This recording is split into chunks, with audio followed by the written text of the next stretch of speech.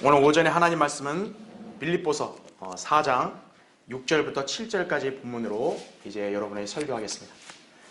오늘 이 본문은 여러분이 매우 익숙하게 잘 알고 있는 그런 구절이라 생각합니다. 우리에게도 너무나도 큰 은혜와 또 힘이 되는 말씀이고 또 귀한 약속이기도 한 것이 우리가 잘 알고 있지만 그러나 잘 알고 있을수록 또 하나님 말씀을 우리가 더 상고하고 더 이걸 마음에 새겨야겠죠. 그래서 오늘 이 본문으로 설교를 준비했습니다. 자, 빌립보서 4장 거기 6절부터 7절 제가 받들어 읽겠습니다. 자, 여러분 잘 보세요. 아무것도 염려하지 말고 다만 모든 일에 기도와 간구로 너희의 구하는 것들을 감사함으로 하나님께 알려지게 하라. 그리하면 모든 지각을 초월하시는 하나님의 평강이 그리스도 예수 안에서 너희의 마음과 생각을 지키시리라 이거죠. 예. 아니 누가 이렇게 할 수 있나요? 지금 세상을 살고 있는 대다수 사람들이 이렇게 할 수 있을까요? 교회 다니는 사람들이 이렇게 할 수 있을까요? 하나님 말씀을 그대로 믿고 실행하는 그리스도인들만이 이러한 삶을 누릴 수 있는 거예요. 여러분이 이러한 삶을 누리는 그러한 성도가 되어야 된다 이거예요. 그렇죠? 잠시 기도하겠습니다. 그리스도인만 누릴 수 있는 인생의 특권. 오늘 이런 제목으로 말씀을 전하겠습니다. 왜 그리스도인과 세상 사람은 다른 것인가 이거예요. 그리스도인은 구원받아 하나님의 자녀가 되었고 부활과 영생의 소망을 지녔기 때문에 구원받지 않은 사람들과는 감히 비교할 수 없는 놀라운 위상을 지녔다 이거죠. 사실 이 점을 포함해서 구원받은 사람은 그 이전과 비교했을 때 영적으로 38가지가 달라졌습니다. 그러니까 여러분은 그거를 잘 못 배웠기 때문에 인지를 못했을 거예요. 그때 당시에는. 그러니까 여러분은 오늘 알아야 됩니다. 여러분이 예수 그리스도를 만나 구원받은 그 순간 여러분은 38가지 위상이 달라진 것이에요. 그러다 보니 그리스도인과 세상 사람은 완전히 다르다 할 수 있습니다. 자, 그런데 이 세상에서의 삶은 그럼 어떨까요? 우리는 다름 아닌 전지전능하신 하나님의 귀한 자녀들임은 의심의 여지가 없는데 과연 우리가 인생을 사는 데 있어서는 그런 만사형통한 것인가요? 성경은 역경은 티끌에서 오는 것이 아니요 고생도 땅에서 생겨난 것이 아니지만 불티가 위로 날아가는 것과 같이 사람은 고생하려고 태어나느니라. 욥기 5장 6, 7절에 그렇게 말씀하고 있습니다. 또한 우리의 연수가 70이요 강건하면 80이어도 그 연수의 힘은 수고와 슬픔이니 그것이 곧 끊어지면 우리가 멀리 날아가나이다. 시편 90편 10절에 그렇게 말씀하고 있습니다. 이것이 인생에 관한 하나님의 말씀입니다. 성도라고 해서 여기에 예외가 되지는 않습니다. 자, 인류 역사가 진행되면서 한 번도 질병, 재앙, 사고, 기근, 가난, 역병, 전쟁, 갈등 끊인 적이 없었습니다. 이것은 국가만의 문제가 아니라 각 가정이나 개인도 마찬가지입니다. 여러분, 마른 하늘의 날벼락이란 말이 괜히 나왔겠습니까? 평안하고 아무것도 부족함이 없을 것만 같았던 가정에서 누군가가 불치의 병에 걸려 시한부 인생을 산다든지요. 또는 예기치 않은 교통사고나 인재 등으로 평생 장애를 입고 살아야 되는 사람도 있고요. 하루아침에 급변하는 경제 상황으로 인해 자기 회사나 사업이 부도가 날 수도 있죠. 그리고 사람 하나 잘못 만나서 인생을 거덜내는 경우도 우리 주변에서 많이 목도했을 것입니다. 이런 일이 단지 세상 사람들한테만 일어나고 그리스도인한테는 일어나지 말라는 법은 없죠. 그렇죠? 그리스도인도 이 세상을 살면서 인생의 수고, 환난 등을 언제든지 겪을 수 있습니다. 어쩌면 세상 사람보다 더 극심한 역경이나 불행이 닥칠 수도 있습니다. 그렇다면 그리스도인은 세상 사람보다 이 생에서 무조건 비참하게 사는 것인가요? 아니죠. 예수님께서 이 세상에 오신 목적이 무엇입니까? 요한복음 10장 10절에 따르면 도둑은 오직 도둑질하고 죽이며 멸망시키려고 오지만 내가 온 것은 양들로 생명을 얻고 더 풍성히 얻게 하려 함이라 이렇게 말씀하십니다. 주님은 구원받은 성도에게 영생만이 아니라 더 풍성한 삶을 살도록 약속해 주셨습니다. 우리는 하나님께로부터 영생을 받은 사람들이고 그래서 영생을 받은 사람답게 살 수 있게 하는 것이 주님의 뜻이다 이거죠. 그리스도인이 비참하게 사는 거 아니에요. 하나님의 은혜 가운데 더 복받은 삶을 사는 것이죠. 자, 그러면 어떻게 우리가 풍성한 삶을 사는 것인가? 바로 전지전능하신 주 하나님께 기도함으로써 그분의 도우심으로 이 세상을 살아가는 것입니다. 주님은 우리를 고아로 남겨두시거나 또 저 마귀가 관장하는 세상에 그냥 방치하시는 분이 아니시다 이거죠. 주님은 우리에게 무엇이든지 그분의 이름으로 구하라고 말씀하셨습니다. 요한복음 14장 13절 14절에 이렇게 나옵니다.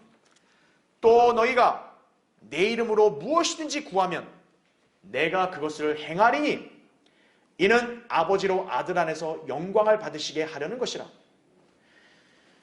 너희가 무엇이나 내 이름으로 구하면 내가 행하리라. 이게 주님의 약속이에요. 그렇게 그리스도인은 설령 인생의 위기와 풍파가 닥쳐와도 염려하거나 좌절하거나 슬퍼할 이유가 없는 것입니다. 주님께서 우리를 돌보시고 우리 기도에 경청하셔서 그분의 뜻에 따라 이루어 주시기 때문이다 이거죠. 따라서 이 사실을 믿는 성도는 이 세상의 사람과는 다른 형태의 삶을 살 수 있는 것이다 이거죠. 그래서 우리에게만 주어진 특권입니다. 자, 오늘 본문은 그리스도인에게 주시는 위대한 약속입니다. 인간적인 관점으로는 결코 그리스도인의 삶을 이해할 수 없습니다. 거듭나지 않은 죄인들이 우리를 바라볼 때 현실을 도피하거나 또는 대책 없이 사는 것처럼 보일지도 모릅니다. 마치 우리를 그냥 한가한 사람 취급하는 걸 수도 있죠. 지금 저렇게 가만히 있을 때야? 지금 저렇게 편안할 때야? 지금 방방 막 뛰어도 모자를 파네. 그렇게 우리를 생각할 것이라고요. 그렇죠? 그러나 우린 대책 없는 사람들이 아니에요. 우리는 하나님의 약속의 말씀을 믿는 사람들이죠. 주님은 아무것도 염려하지 말고 모든 일에 감사함으로 기도와 간구를 드리라고 우리에게 명령하셨기 때문에 그런 거예요. 왜 그렇죠? 왜 하나님이 우리 보고 그렇게 기도하라 그러죠? 응답해 주시니까 기도하라는 거죠. 그래서 우리는 항상 기뻐하고 쉬지 말고 기도하며 모든 일에 감사할 수 있는 거예요. 데살로니가전서 5장 16절부터 18절의 말씀이에요. 이것이 그리스도만이 누릴 수 있는 인생의 특권이다 그죠? 그래서 그리스도인의 삶은 풍성한 것임을 알아야 되는 것이에요. 우리 모두는 다 그런 삶을 살아야겠죠, 그렇죠? 그래서 오늘 설교의 주제는 그리스도인답게 풍성한 삶을 살려면 이거예요. 살펴보겠습니다. 첫 번째로 아무것도 염려하지 말라 이거예요. 자, 여기에는 어떤 예외 사항도 없습니다. 어떻게 사람이 염려하지 않고 살 수가 있는가 이거예요. 세상을 살다 보면 온갖 근심거리와 염려 등이 차고 넘칠 텐데 말입니다. 그런데 성경은 단호하게 염려하지 말라 이렇게 말씀하십니다. 왜냐하면 염려가 문제의 해결책이 아니기 때문에 그런 거예요. 누가복음 12장 25절 26절에 이렇게 말씀합니다. 너희 가운데 누가 염려함으로 자기 키를 한 큐빗이라도 더 늘릴 수 있겠느냐? 그러므로 너희는 아주 하찮은 그 일마저도 할 수 없으면서 어찌하여 그 나머지 것들을 염려하느냐? 이거죠. 여러분, 인간은요 그렇게 무능한 것임을 알아야 돼요. 자, 그렇다면 인간은 왜 염려를 할까요? 자신이 무엇인가를 해결할 수 있다고 짐짓 여기기 때문에 염려하는 거예요. 물론 사람이 자기 스스로 해야 될 일을 해야 하는 것, 그건 맞아요. 그러나 인생에는 자신의 지혜와 역량의 한계를 벗어나는 문제들이 얼마나 많냐 이거죠. 그렇죠? 인간의 약점은 자기 앞일을 절대 알 수 없다는 데 있어요. 누가 자신에게 닥칠 위기를 사전에 차단한다든지요. 또는 스스로 해결할 수 있겠는가 이거예요. 예. 중대한 질병, 사고, 누가 당하고 싶겠어요. 자기가 앞일을 안다면 안 당하도록 방지하죠. 누가 사업의 부도나 직장 해고를 원하겠어요.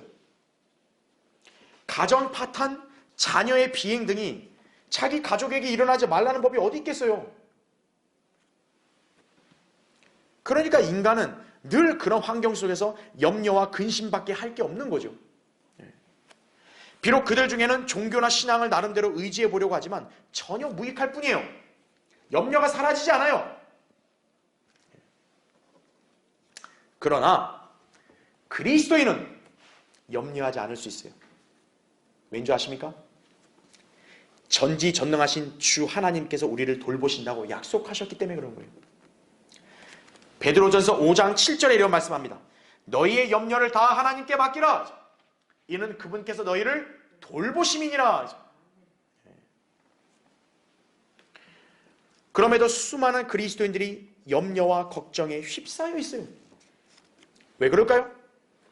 하나님의 말씀을 온전히 믿지 못하는 것입니다. 성도가 하나님을 믿는다면 그 사람은 하나님께 모든 것을 다 맡겨 드릴 수 있어야 하는 거예요. 그게 믿는다는 성도예요. 근데 그걸 못하고 있죠. 왜죠? 그 사람은 하나님을 더 자세히 알지 못하니까 믿지는 못하는 거예요.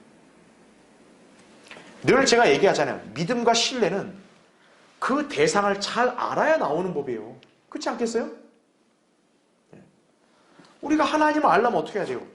하나님의 말씀을 통해 그분이 어떤 분이신지를 더 잘 배우고 날마다 그분에 대해서 더 자세히 알아가야 된다고요. 그게 비결이에요. 말씀을 읽고 묵상하고 공부해야만 그분이 어떤 분이신가, 그분이 나를 어떻게 인도하시는가, 그걸 정확하게 알고 온전히 신뢰할 수 있는 거죠. 그렇게 생활하지 못하는 사람은 믿음이 형성되지 못하는 것이, 로마서 10장 17절 나온 말씀대로 믿음은 하나님 말씀을 들음으로 나온다고 그렇게 기록되어 있다고.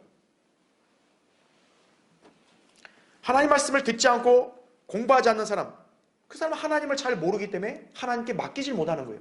그러니까 염려가 되는 거죠. 자, 염려가 무엇입니까? 여러분, 걱정하다는 말이 영어로 worry잖아요. worry. 이거의 어원적인 의미가 목을 졸라서 질시시킨단 말입니다. 염려란 말이. 오늘 본문에 나온 염려와 연관된 careful, 영어로 그 단어인데 헬라어로는 메림나오예요. 이것은 나누다라는 뜻의 메리조와 마음을 의미하는 누스가 합쳐져서 생긴 단어라고 해요. 즉 염려는 마음은 하나잖아요. 이게 나뉘는 거예요. 두 마음으로.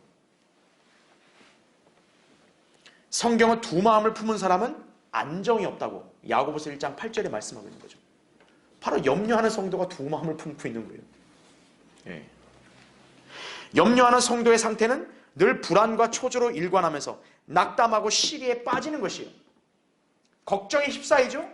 아까 걱정이 목 졸라 질시시킨다는 거죠. 그러니까 염려와 근심, 걱정으로 사로잡힌 사람은 그냥 막 목이 졸라서 숨 막히는 것처럼 그렇게 답답하게 살고 있는 거란 얘기죠. 하나님을 제대로 믿지 않고 있는 것이. 생애 5만 번 기도응답을 받은 조지 뮬러는 이렇게 말했어요. 염려의 시작은 믿음의 끝이며 참된 믿음의 시작은 염려의 끝이다. 여러분 혹시 지금 염려에 쌓여 있으세요? 그럼 여러분 지금 믿음이 끝난 거예요. 그러니까 여러분 염려하지 않고 계세요? 그럼 여러분은 참된 믿음이 형성되고 있는 것이에요. 성숙한 그리스도인은 세상 사람들처럼 염려를 사소하지 않습니다. 우리는 염려할 시간이 있으면 우선적으로 기도하는 것이에요. 기도로 자신이 당면한 모든 문제들을 다 주님께 맡기는 것입니다. 시편 55편 22절에 이렇게 나옵니다. 너의 짐을 주께 맡기라. 그리하면 그가 너를 붙드시고 의인이 흔들리는 것을 결코 허락하지 아니하시리라. 이렇게 말씀합니다. 자신이 끙끙 앓고 가지 마라 이거예요. 주님이 짐을 달라고 하는데 괜찮아요. 그냥 내가 끌고 갈게요. 자기도 힘들고 막 죽으려면서 그냥 내가 끌고 갈게요. 어리석은 거죠. 주님이 달라 했으면 예 주님 얼른 가져가세요. 이래야죠. 염려는 사람이 자신의 문제를 자기가 감당하려고 하니까 발생하는 것이. 근데 대책이 안 나오거든요. 자기가 감당하려고 하니까. 그러니까 머리 아픈 거예요. 그러니까 머리를 싸매는 거예요. 그때부터. 들어놓는 거예요. 자기가 그렇게 대단한 존재인가요? 인생의 자기 역량 밖에 있는 문제들도 다 자기가 해결할 수 있나요? 염려하면? 그리스도인은 자신의 연약함을 인정하면서 하나님께 자신의 모든 일들을 다 맡겨드리는 것입니다. 그러면 이제 그 문제는 하나님께 넘어간 거예요. 이제는 하나님이 처리하시는 거예요. 우리의 몫이 아니라고요. 주님께 모든 것을 맡긴 성도는 염려하지 않습니다. 그러면 그 성도의 마음과 생각은 절대로 혼란이나 불안이 없다 이거죠. 안정되고 평안한 것이. 잠언 16장 3절에도 너의 일들을 주께 맡기라. 그리하면 너의 생각들이 바로 서리라. 이렇게 말씀하고 있는 거예요. 여러분이 현재 초조하거나 혼란스럽거나 슬픔에 차 있다면 아직 주님께 맡기지 않은 것입니다. 주님이 어떤 분인지를 모르십니까? 주님을 신뢰하십시오. 성경에 제시된 하나님의 약속들을 굳게 붙드십시오. 하나님의 화평이 우리 모두를 지키실 것입니다. 이사야 26장 3, 4절에 주께서는 마음을 주께 의탁하는 사람을 완전한 화평 속에 지키시리니 이는 그 사람이 주를 의뢰함이니이다. 너희는 주를 영원히 의뢰하라. 이는 주 여호와 안에 영원한 힘이 있음이라. 이거죠. 그리스도인은 일어나지도 않은 일들에 대해서 상상하며 낙담하거나 염려하는 사람이 아닙니다. 현재 할 일을 최선을 다하고 그 뒷일을 주님께 맡기는 사람이 하나님의 자녀입니다. 밥 존 시니어 목사님은 이렇게 말했습니다. 내일에 대한 최상의 대비는 오늘 해야 할 바를 하는 것이다. 마태복음 6장 34절에 이렇게 말씀하죠. 그러므로 내일을 위하여 염려하지 말라. 내일 일은 내일 염려할 것이요 그날의 재앙은 그날로 충분하니라. 우리가 말씀을 다시금 상고하면서 주님의 약속을 믿고 그분을 전적으로 신뢰해야 합니다. 이것이 성도가 염려를 떨쳐버릴 수 있는 비결인 것을 잘 알아야 한다 이거죠. 그리스도인 염려하지 않고 살 수 있어요. 그리스도인만이 누릴 수 있는 특권이다 이거죠. 자, 그리스도인답게 풍성한 삶을 살려면 두 번째로 모든 일에 감사함으로 하나님께 기도하라 이거죠. 자, 성도는 종종 자신이 긴급하게 알아야 될 일이나 필요 등에 대해서만 기도하려고 합니다. 즉, 어떤 일에 대해서는 구태여 기도할 필요성을 느끼지 못하는 것입니다. 왜 그런가 했더니요. 그 문제에 대해서만큼은 자기 스스로가 자신 있다고 생각하기 때문에 그러는 거예요. 요거는 기도하는데 요거는 기도 안 해도 돼요. 내가 알아서 할게요. 하나님. 제가 인생을 몇십 년 살았고 내가 이 일에 종사한 지만 몇십 년이고 내가 얼마나 많이 배웠는데요. 자기를 과신하는 거예요.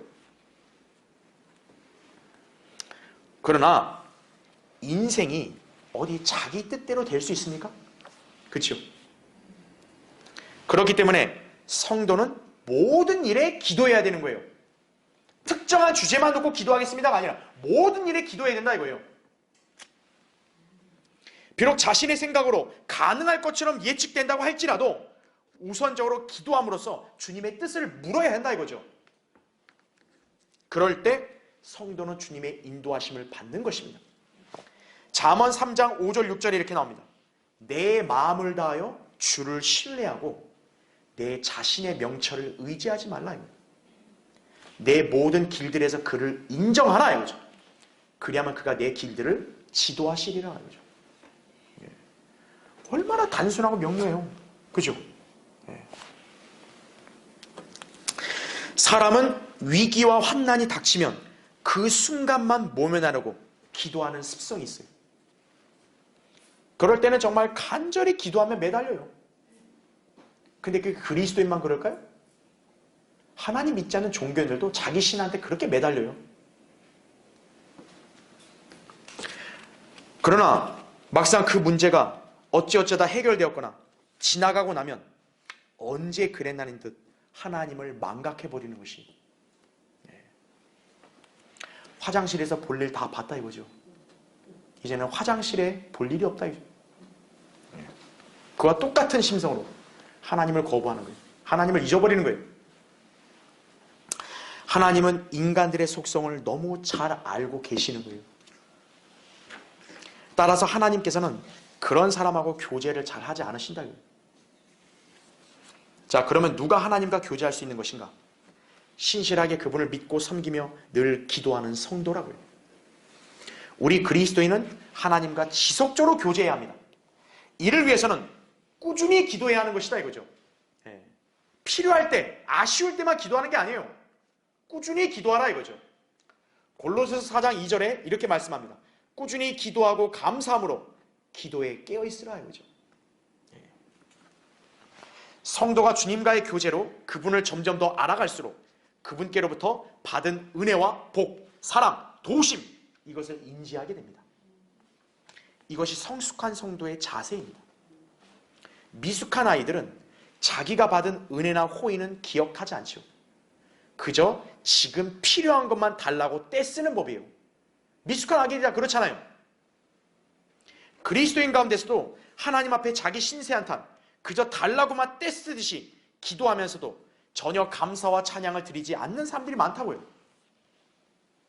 그런 성도는 설사 기도응답을 받았어도요, 하나님 앞에 전혀 감사하거나 찬양하지 않는 거예요.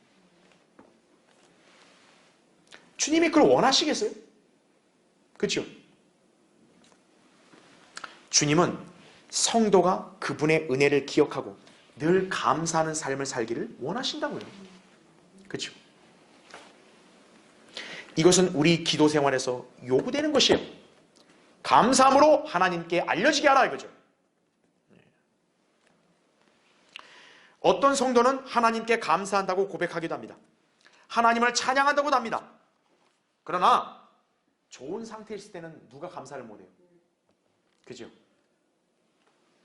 사업이 번창하고 자녀들이 잘 되고 자신이 건강하고 자기 원하는 일이 술술 잘 풀리면 저절로 감사가 나오죠.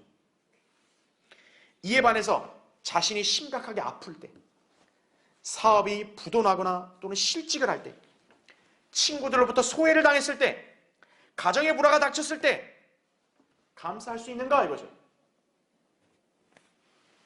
인간의 안목으로는 불가능해 보이죠. 아, 그럴 때 누가 감사해요? 당연히 짜증나죠. 그게 인간의 심성이라고요. 그럼에도 성경은 우리에게 항상 기뻐하라, 쉬지 말고 기도하라, 모든 일에 감사하라, 이것은 그리스도 예수 안에서 너희에 관한 하나님의 뜻이니라, 이렇게 명령하고 있습니다. 데살로니가서 5장 16절부터 18절 잘 아는 말씀이죠. 주님 앞에서 이 일을 제기할 수 없는 절대 명령입니다. 잘 풀리면 감사해라, 이런 말씀 안 했다고. 잘 풀리든 못 풀리든, 삶이 좋든 안 좋든 감사하라, 이 모든 일에 항상 기뻐하라 이거예요. 쉬지 말고 기도하라 이거예요. 찰스 스펄전 목사님은요, 40세 이후부터요, 관절염의 일종인 통풍 때문에 몹시 시달렸던 적이 있었다고 합니다. 한 번은 스펄전 목사님이 통풍 때문에 거동을 못하고 고통을 겪고 있었어요. 이때 신실한 그의 교회 성도 한 사람이 찾아와서 이렇게 물었습니다. 스펄전 목사님, 통풍으로 지금 몹시 아픈 이 순간에도 하나님께 감사할 수 있습니까? 그랬더니 스펄전은 이렇게 대답했어요. 예, 감사하려고 무척 애를 씁니다. 이 병이 나은 후에 하나님 앞에 참으로 감사하고 싶습니다. 이렇게 대답을 한 거예요. 그러자 그 성도는 조용하면서도 무게 있는 말로 이렇게 스펄전 목사에게 충고했다고 합니다. 목사님, 지금 몸이 아플 때 하나님 앞에 감사할 수 있어야 되겠습니다. 오히려 그 아픈 것을 가지고 하나님께 감사하세요. 모든 일에 감사하라고 하지 않았습니까? 그러면 하나님께서 분명히 그 병을 고쳐주실 것입니다. 그 말을 듣자 스펄전은 감명을 받았고요. 그가 모든 일에 감사하지 못했던 점을 부끄러워하면서 자백했다 그래요. 때로는 목사보다 더 훌륭한 성도도 있죠. 그렇죠? 네. 여러분도 더 훌륭한 성도가 될 수 있는 거예요. 바로 이러한 성도가 되어야 된다고요. 네. 성도가 세상 사람과 다른 점이 무엇입니까? 성도는 하나님께 자신을 맡기며 기도할 수 있는 특권이 있습니다. 왜 사람이 우울증에 걸릴까요? 자신을 의탁할 수 있는 대상이 없다고 여기기 때문에 우울증에 걸리는 거예요. 나는 외롭다, 혼자다 이거죠.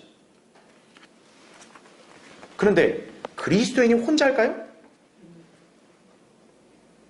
여러분 주변에 사람이 많다 해서 그 사람들이 여러분하고 영원히 같이 있나요? 사람은 언젠가 여러분 곁을 다 떠나는 것이에요. 하나님은 우리에게 떠나지 않으시는 거예요. 우리가 이 땅을 떠나기 전까지 떠나지 않으신다고요. 그분과 함께 영원히 사는 것이. 그리스도인은 그런 하나님 앞에서 언제든지 나가서 기도할 수 있다 이거죠. 그분의 위로를 구할 수 있다 이거죠. 하나님께서 우리 기도에 경청하십니다. 그렇게 주님은 우리에게 감사함으로 기도와 간구를 드리라고 말씀하신 것입니다. 우리 중에 고난에 처해 있는 성도들 있죠? 괴로움과 절망으로 낙담할 수 있는 상황에 있는 성도들도 있습니다. 성경은 그런 성도들에게 뭐라고 권면하는 줄 아세요? 짧게 이렇게 권면합니다. 그는 기도할 것이요. 야고보서 5장 13절에 나온 말씀.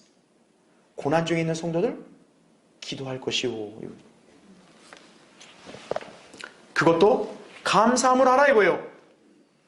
이것이 우리가 신뢰하는 무기라고요. 그리스도인은 모든 일들을 주님과 기도로서 이야기해야 합니다. 자기 마음속에 있는 모든 것을 털어놓으면서 교제해야 합니다. 사람은 흔히 자기 마음속에 있는 말을 들어주는 친구만으로도 위로를 느끼죠. 그렇죠? 내 말을 저렇게 잘 들어주니까 너무 속 시원하다. 이죠? 우리 주님은 어때요? 여러분 기도 다 들으세요. 여러분 마음 다 아세요. 그러나 주님은 세상 친구와 달리 우리의 문제를 해결도 해주세요. 들어만 주시는 분 아니에요. 여러분 인간이 할 수 있는 거 뭐밖에 없어요. 들어만 줄게. 우리 주님은 들어도 주시고 해결도 해주신다 이거예요. 하나님 말씀을 그대로 믿고 모든 일에 기도와 간구로 하나님께 감사함을 아뢰십시오. 성도는 기도하는 무릎으로 사는 것임을 알아야 된다 이거죠. 자, 그리스도인답게 풍성한 삶을 살려면 세 번째로 하나님께서 자신의 기도에 응답하심을 믿어야 한다 이거죠. 여러분 거기 7절 보세요. 빌립보서 4장 7절에 그리하면 모든 지각을 초월하시는 하나님의 평강이 그리스도 예수 안에서 너희의 마음과 생각을 지키시리라 이거죠. 하나님께서 다른 종교의 신들이나 우상들과 다른 점이 무엇입니까? 하나님께서는 인격을 지니신 분이시기 때문에 인간들의 기도에 경청하시고 응답하실 수 있으십니다. 우상이나 형상, 알지 못하는 신들은 결코 인간의 기도에 반응할 수 없어요. 그러나 우리 하나님은 인간들의 부르짖음에 친히 응답하신다고 말씀하십니다. 예레미야 33장 3절에 이렇게 약속하죠. 나를 부르라. 그리하면 내가 내게 응답하겠고 내가 알지 못하는 크고 능력 있는 일들을 내게 보이리라. 이렇게 말씀하는 거예요. 하나님을 믿는 성도다. 그럼 이 말씀도 믿을 수 있어야죠. 그렇죠? 예. 그리스도인이 기도한다고 하면서도 자신의 기도가 응답받을 것인지도 믿지 않는다면 그런 기도는 하나 많아요. 그렇죠? 그런 성도는 기도하고 나서도 여전히 불안하고 근심이 가득할 뿐입니다. 그럼 기도할 필요가 없는 거죠. 그렇죠? 이에 반해 성도가 늘 감사하면서 믿음으로 기도하게 되면 그의 기도는 하나님 앞에 상달되는 것입니다. 하나님께 상달되었다는 증거가 무엇인지 아십니까?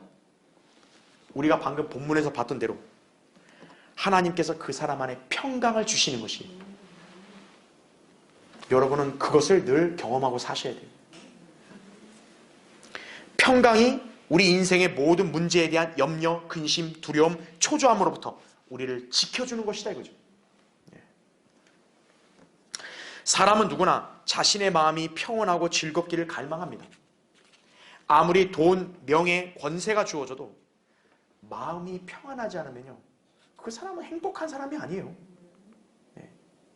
인생이 고통이죠.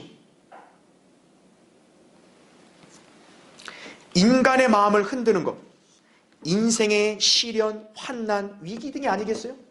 그렇죠? 그런데 기도하는 성도는 그런 상황 가운데서도 평온할 수 있다 이거예요. 왜냐? 하나님의 평강이 그 사람의 마음과 생각을 지켜주시기 때문에 그런 거예요. 기도하게 되면 주님께서 그 사람에게 평강을 통해서 확신과 그 다음에 믿음과 그 다음에 만족과 그리고 또 소망을 주시는 것이. 그래서 하나님의 평강은 우리의 지각을 초월한다고 말씀한 거예요. 예. 자, 어떤 도시에서 평강, 영어로 peace거든요. 이 이름으로 미술 경연대회가 열렸어요.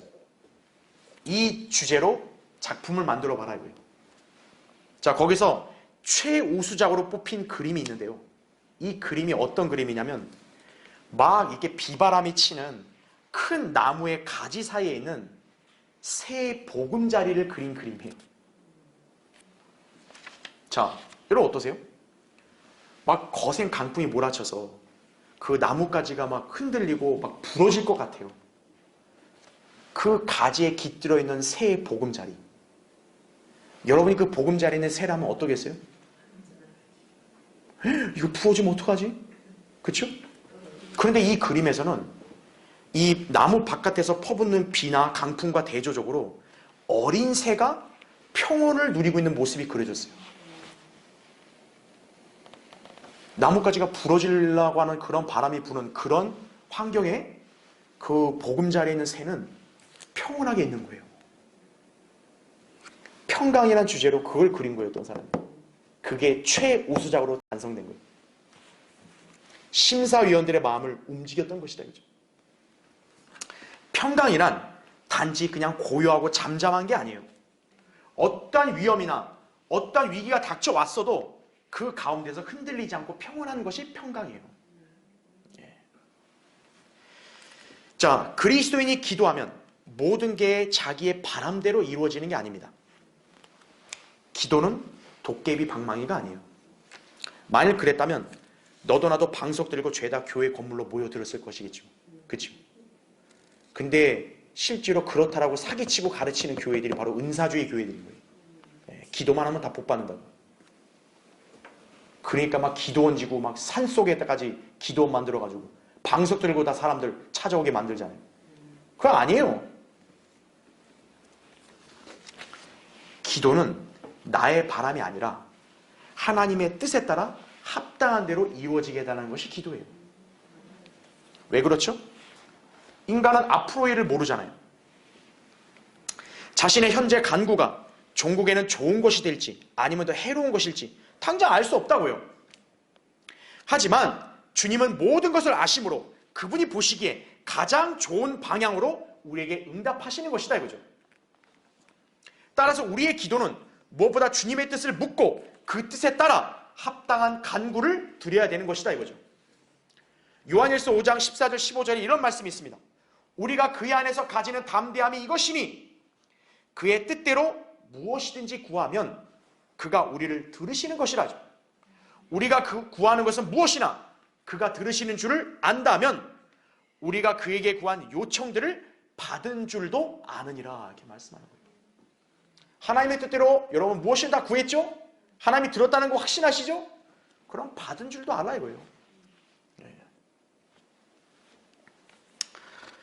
여러분 직장 다니는 사람이 제일 속 시원할 때가 언제인 줄 아십니까? 자기 역량으로 감당하기 어려운 일이 있죠.